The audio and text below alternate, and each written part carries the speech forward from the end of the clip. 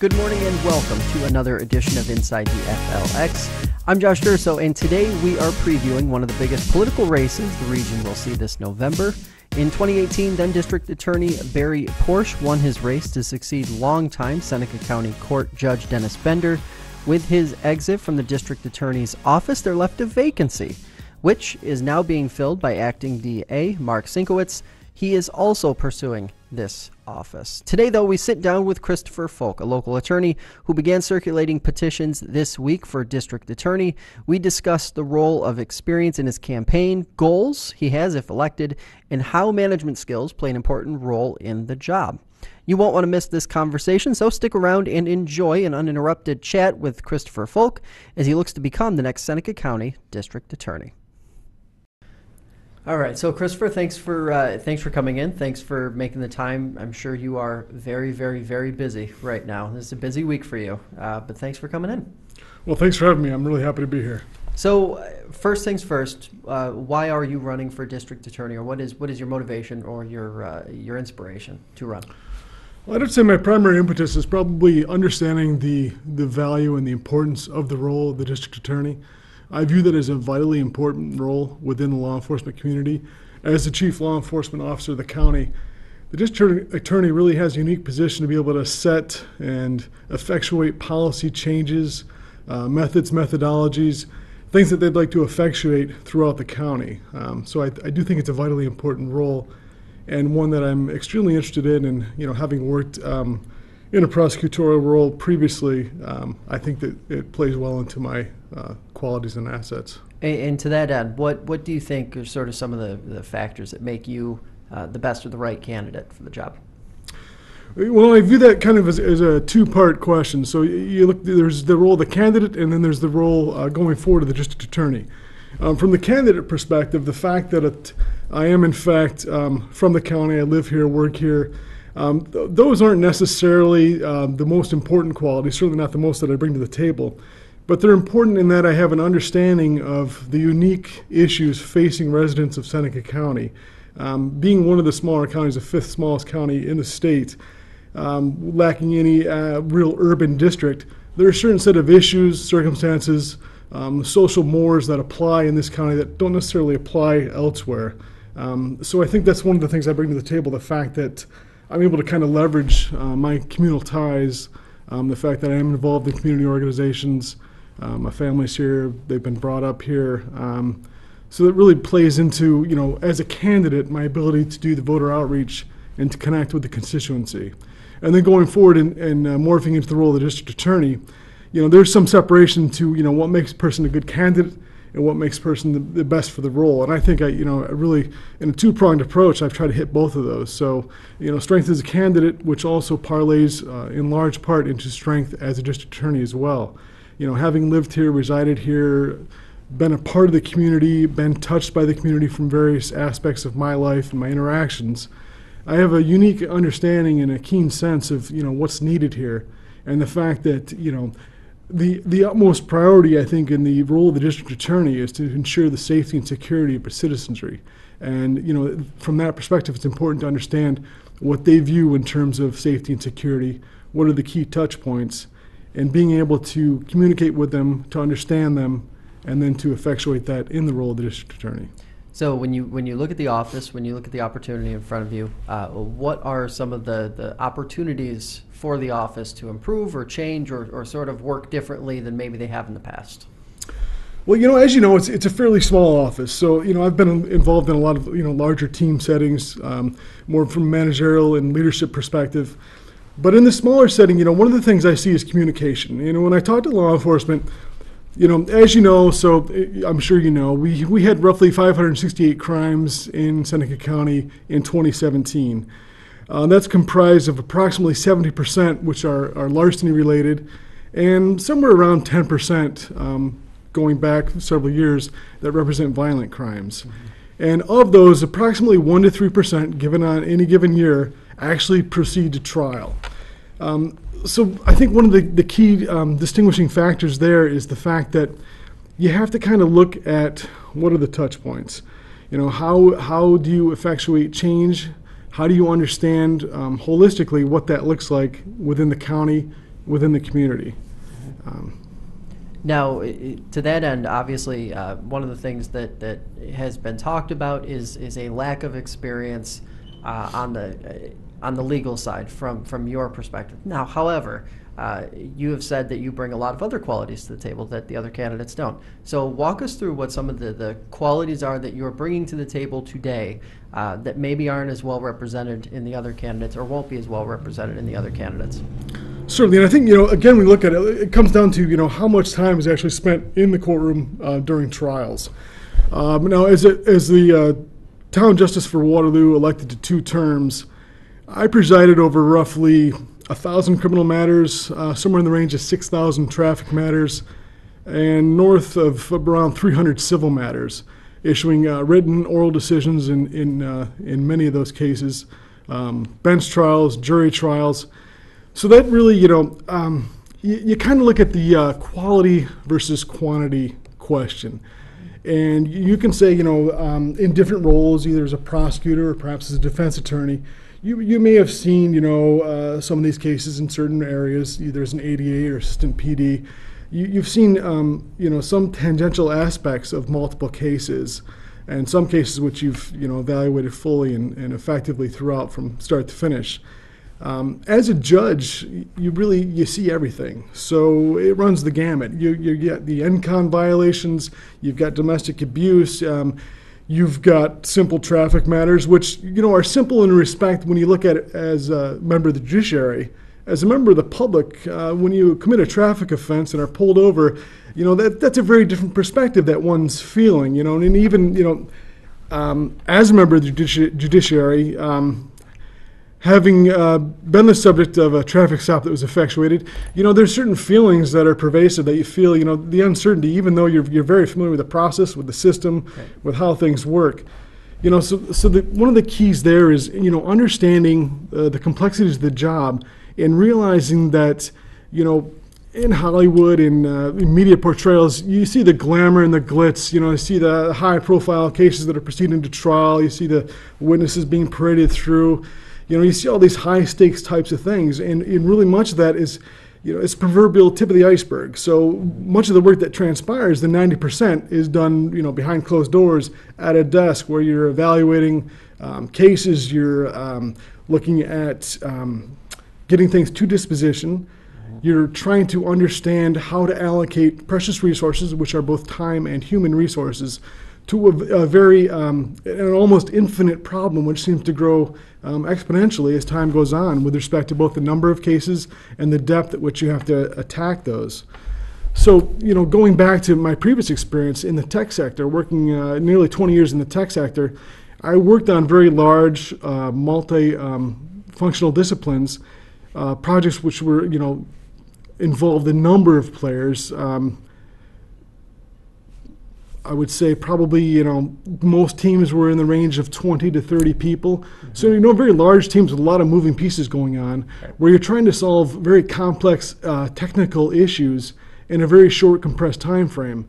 And I would, bring those same skill sets, I would apply that same acumen to the job of the district attorney, because, and it varies obviously depending on counties. So you look at the larger counties, and some of the DAs, their role is purely administrative and managerial.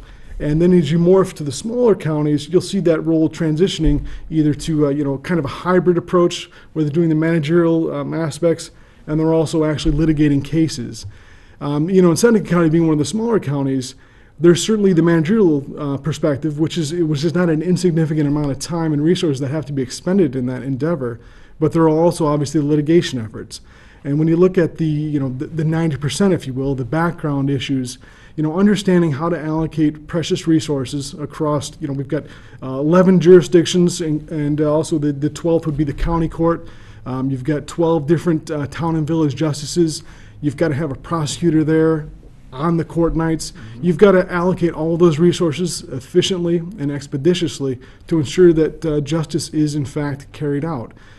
So when you look at it from that perspective, if you can say, hey, look, I've been in all kinds of courtrooms, I've tried all these cases, that's great, that's valuable experience. Certainly a lot of that is teachable, can be gained through simply, going through that process. But some of the managerial aspects, the administration aspects, unless you've actually been in a leadership and management role, a lot of that is kind of, misunderstood, and can certainly present a sizable and almost insurmountable hurdle to someone coming into the office without that experience. So to that end, the diversity of your experience seems to be one of the big calling cards. To that end, are there challenges in having to sort of communicate that to folks who may be, voters who may only get a passing glance at what your candidacy is all about? Well, it's almost analogous to what's been termed the CSI effect when you look at jurors and they want to see scientific evidence. And a lot of times, a lot of cases, as a prosecution, you take the victims as they come. You don't get to pick and choose. Very much dissimilar to the role of the defense attorney. So in that respect, there's that paradigm shift where jurors see all the glitz and glamour that's portrayed by Hollywood, and they have certain levels of expectations.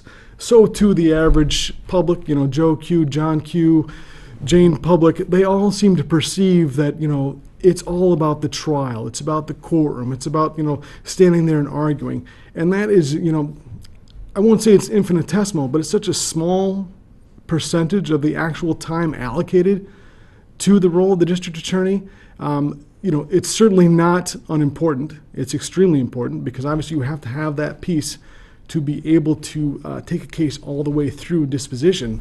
But that's a very small point. And, it certainly is a hurdle trying to communicate that, just as it's a hurdle trying to communicate to jurors that they don't necessarily need scientific evidence. Sometimes the case does not lend itself well to the presentation or existence of such evidence.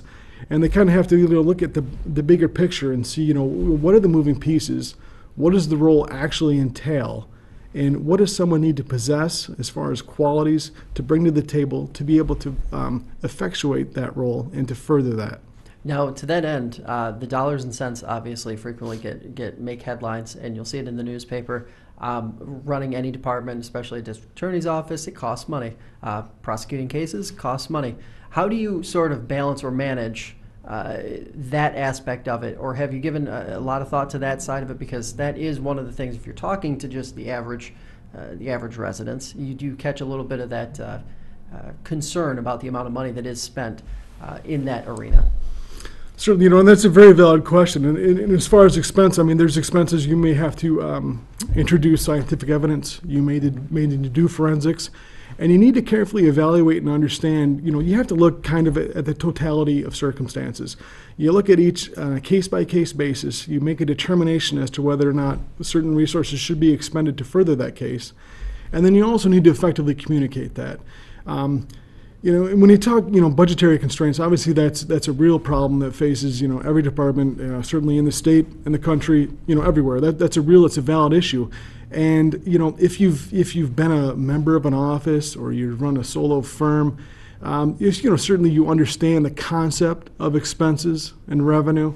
Not that the district attorney is a revenue-generating office, but you understand the certain budgetary constraints. But when you've actually run a department, when you've managed multi-million-dollar projects, you understand that there are, in fact, very finite resources that have to be applied across a wide-ranging gamut of areas. And if you look at that in terms of the budget across the number of cases, there's going to be those cases which are higher profile, which are crimes of violence perpetuated against members of the county, and you're going to have to make a determination as to how you allocate those dollars and cents. And you really have to you have to be kind of forward thinking. So one of the things there too is effectuating processes and methodologies. Looking at from some of my previous experience doing continuous improvement, Six Sigma work, you kind of look at the process and you try to analyze where you can introduce efficiencies without sacrificing, and in fact, in most cases, with the goal of enhancing actual quality. So you kind of look, where are you expending resources? What's costing the money? And when you look at the district attorney's office, obviously the ADAs represent a large human capital, which is certainly a large expenditure of resources. But then you also have the appellate work, and that's one of the things that I've done both as respondent and appellate. I've written and submitted briefs. I've been through that process. It's a process I understand pretty well. And when Judge Porsche, who was at the time running for district attorney, he made the pledge that, if he was going to run, he was going to keep that appellate work in-house. In further conversations with him, it became clear that that represented a huge time commitment. And, he was working nights and weekends in order to realize and achieve that goal, which he had provided to the voters. What I would say is I would carefully evaluate that, and I would make a determination as to the most cost-effective method of proceeding through the appeal process. It's certainly a huge undertaking. It's not outside my wheelhouse. It's well within it. But you have to determine, are there resources that can be shifted away from trial-level work to appellate work? How do those two mingle and mesh? And then you also have to look, obviously, at the number of appeals coming forward. Mm-hmm. So shifting gears a little bit, your philosophies or some of the things you would bring to the table as a prosecutor, what are some of the philosophies that you would bring to that the actual practice of being the lead prosecutor in Seneca County? Well, I think, it really comes down to honesty, integrity, and the pursuit of justice. And as a subset of the pursuit of justice, the absolute pursuit of truth. The role of the prosecutor is largely a truth-seeking function. And, I believe that is of paramount importance. You have to look at, what's transpiring in the community, what elements are affecting members of society, and you have to make a determination as to how you can enhance the overall quality of life. So there you look at, I don't want to get too far into the weeds, but you look at some of the things you can do with respect to felony diversion programs, drug court, mental health court, areas where you can work to actively rehabilitate, identify those persons that are eligible or likely to succeed in rehabilitative efforts, and then put them on the proper path so that that can be completed. And then you have to also look, you have to make the distinction between bad actions and bad actors. And there's certainly a difference there. There are those that will continue to perpetuate crimes against society, and there are those that either they're just starting out or they're at a point in their life where they're able and willing to be rehabilitated. And you have to make that identification. You have to direct resources accordingly in order to help promote the overall safety and welfare of the community. And to that end, what role do you think that the district attorney's office plays in sort of helping along the process to ensure that recidivism rates decrease? Obviously, that's the end goal for all parties involved. But to at least see some positive work or range in that number. Well, if you look back at the crime stats, the fact that 70%, roughly 70%, or upwards of 70% of crimes in Seneca County are larceny related, you can't treat that as indistinct as a silo, if you will. So you have to realize that there are interrelationships. So when you look at that, you look at the issues of the drug epidemic, and you can kind of make the relation between those two and understand that a lot of those larcenies, the 72% roughly of crimes undertaken in Seneca County, are the result, or the byproduct, are somewhat interrelated with the overall drug epidemic. And once you do that, is with respect to drugs, you've got to look at that as kind of a two-pronged approach. One, you've got to make the distinction between users and suppliers. And in so doing, you have to further realize that drug supply is, for lack of a better term, a business. Some of them more economically sound than others, but in the end, their goal is to make money. That's what their goal is. So if you attack it from an economic perspective and make it economically infeasible for them to do business in Seneca County, then you help to attack that and help to chip that away and help to move them outside the county. Then, of course, it's not merely enough to shift it to someone else's doorstep. You have to work with, have interrelationships with the contiguous counties, with law enforcement, to ensure that that keeps eradicating outward and outward, eventually spreading out of the area, making it, again, economically infeasible for them to operate and do business within our borders. And then from the user perspective, it's one thing, currently we have a drug court, and that obviously serves an important purpose. It's a good first step. It helps some offenders to identify their issues, to work through those issues, and to relieve themselves of their chemical or substance abuse dependency issues. And one of the components there is typically, there's typically a mental health component, and there's also there's a workforce requirement, not necessarily development. Mm-hmm. What I would envision is more of, you've got to take the holistic approach. So you can't simply treat the body and leave the mind out. And in so doing, you have to couple those two, and you have to develop marketable, real-world skills that a person can use in society.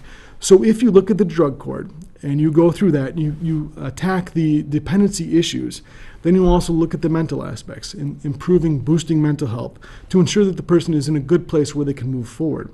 And you'll also have to further develop workforce skills so that they have resources available to them so they can become contributing members of society to help break that cycle, the cycle they're in of use, abuse, dependency, and crime.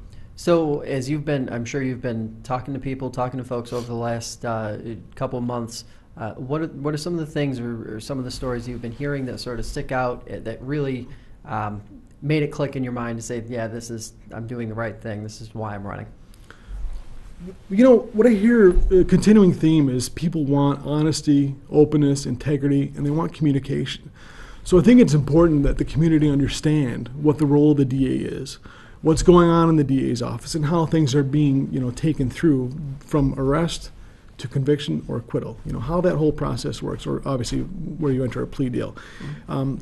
So one of the things I want to do is I want to formalize that. So I want to have ongoing statusing so the public understands, what's the DA's office doing? What crimes are they prosecuting?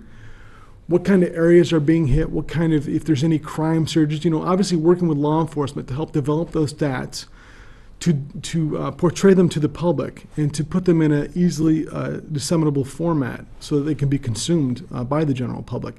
But I really think, understanding is key. And one of the things I'd like to do there is to increase the outreach. And I think right now the DA's office is kind of, obviously they serve a vitally important role, but they're often misunderstood. They're not well known unless someone's had a direct interaction with them. And one of the other issues with the DA's office is, unlike, say, the public defender or criminal defense attorney, the DA's office is almost always in a lose-lose proposition. So consider where there's a victim, it's a crime perpetrated against someone. The DA's office prosecutes it. If they prosecute successfully and the defendant is sentenced to a term of incarceration or rehabilitated, then there's going to be a lashback from the victim's family. There's going to be those members that feel that the sentence wasn't harsh enough, that the sentence doesn't fit the crime. So too, on the alternative side, there's going to be those members that think it was too harsh, it was ineffective, it was targeting. So you almost will always be in a position where whoever's on either side is going to be, or both parties may be unhappy, the relatives may be unhappy, there may not be the closure they seek, there may be lingering issues there. So that's where I think, communication, where you go out in the community and you help them understand, how does this work? What's the difference between an arrest where you have, reasonable suspicion, probable cause, versus reasonable doubt, which is required for jurors to convict?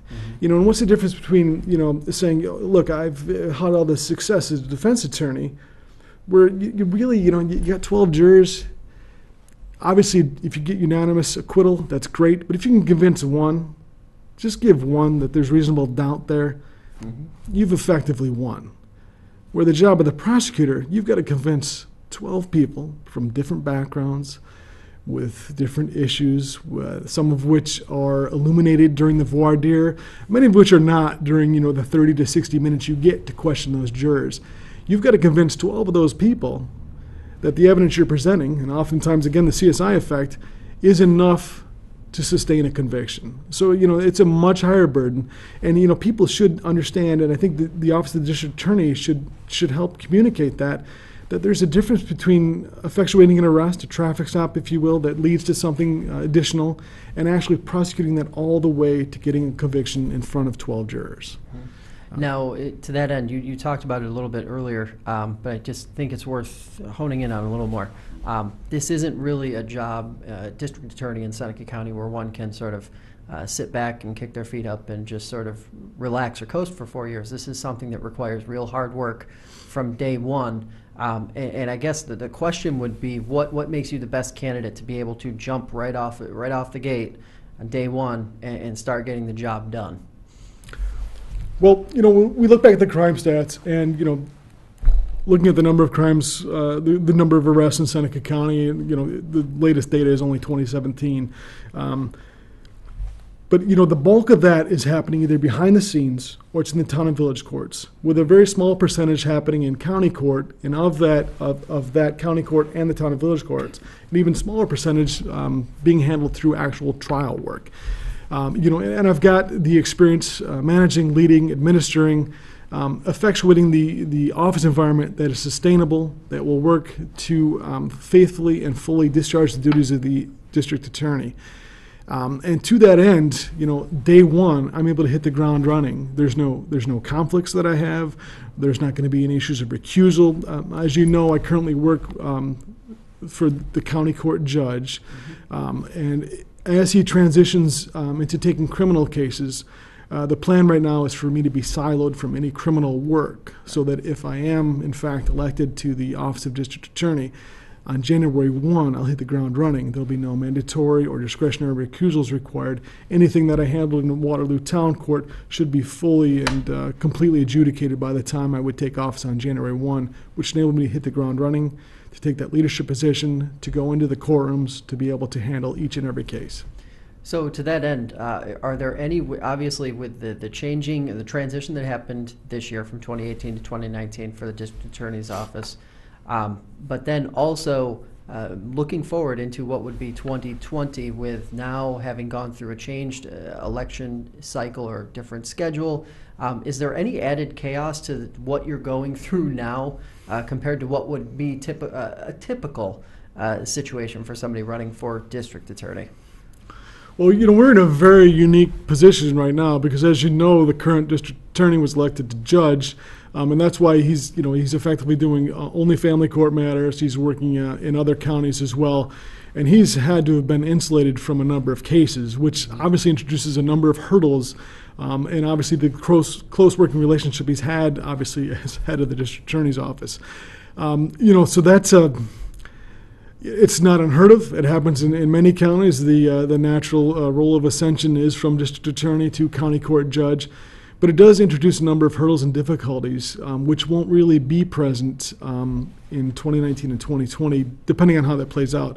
Obviously, if other members are ultimately elected, if you have someone coming from criminal defense or from the public defender's office, there's going to be, mandatory recusals. There's going to be requirement of written waivers by clients, if that can be and is permissible, subject to the ethics rules, namely Rule 1.10, which does the imputation, which means it would apply to everyone in the office. So everyone per se, like in the public defender's office, would have that applicable to them, and then also.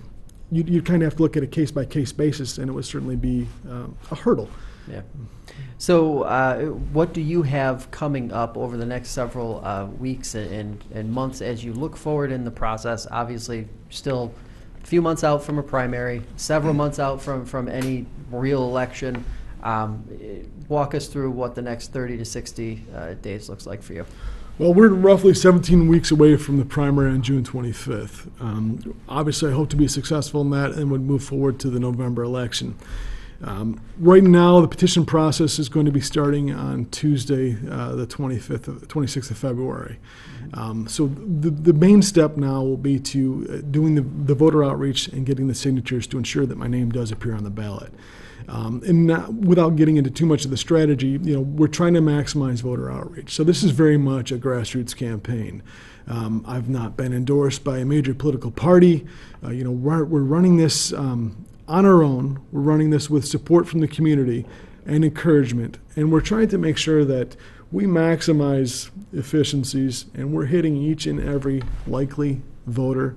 And we're spreading our message, letting them know that, these are the things we want to effectuate in the role of the district attorney, and this is the type of campaign we'll run. I believe in civil discourse, overall civility, and running a clean and fair campaign. So those who would be interested in talking to you about issues or maybe even helping out with that campaign as you move forward, where can folks find you or connect with you? Well, with my tech background, I've been fortunate enough to be able to set up a number of social media accounts. So I can be reached at Facebook, Christopher Folk for District Attorney, also at my website, christopherfolk.com. I'm also on Instagram and Twitter. So there's a number of resources, and obviously if you go online, my cell phone's available there. I'm available via email, folk4da@gmail.com. And I'm available for any voter outreach, any contacts, questions, concerns, anything that may come up. All right. Appreciate the time, and best of luck moving forward. Thank you very much. It's been a pleasure. Hey, thanks for making Inside the FLX a part of your week. Look for new episodes every Thursday on fingerlakes1.com. You can also listen to the program on your favorite podcast platform by visiting or searching Inside the FLX on Anchor, Apple Podcasts, Spotify, Google Play, or Stitcher. As always, stay tuned to fingerlakes1.com for the latest from around the region. I will see you next week.